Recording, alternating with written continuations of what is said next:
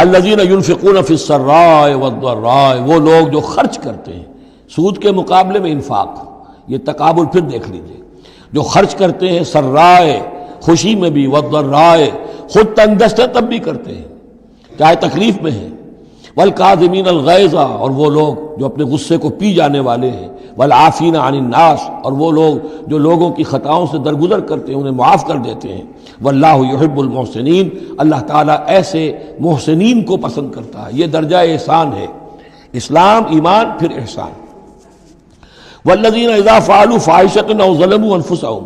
اور اگر ان میں سے کبھی کسی سے کوئی غلطی ہو جاتی ہے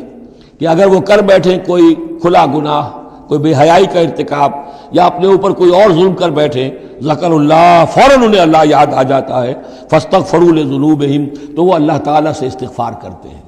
یہ مضمون سورہ نساء میں آئے گا کہ اللہ تعالیٰ نے اپنے اوپر واجب ٹھہرایا ہے کہ جو شخص مسلمان صاحب ایمان کو خطا اس سے ہو جائے اور وہ فوراً توبہ کر لے، تو اللہ تعالیٰ جو ہے اس نے اپنے اوپر واجب ٹھہرا لیا ہے کہ اس کی دعا کو ضرور قبول کرے گا۔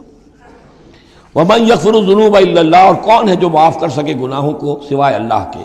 وَلَمْ يُصِرُّوا عَلَى مَا فَعَلُوا، اور وہ اپنے اس غلط فعل پر اصرار نہیں کرتے،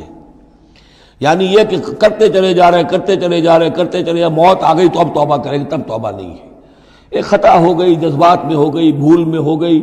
فوراً ہوش آیا، فوراً جو ہے گڑ گڑائے، فوراً توبہ کی، عزم مصمم کیا اللہ دوبارہ نہیں کروں گا، پوری پشیمانی کے ساتھ اللہ کی جناب میں اپنے پورے صمیم قلب کے ساتھ توبہ کی، اللہ اس توبہ کی قبول کرنے کی ضمانت دیتا ہے۔ اولئک جزاؤہم مغفرۃ من ربہم، یہ وہ لوگ ہیں کہ جن کا بدلہ ہے ان کے رب کی طرف سے مغفرت، وجنات تجری من تحتہا الانہار خالدین فیہا، اور وہ باغات کے جن کے نیچے یا جن کے دامن میں ندیاں بہتی ہوں گی اور وہ اس میں ہمیشہ ہمیش رہیں گے، ونعم اجر العاملین، اور بہت ہی اچھا بدلہ ہے عمل کرنے والوں کے لیے۔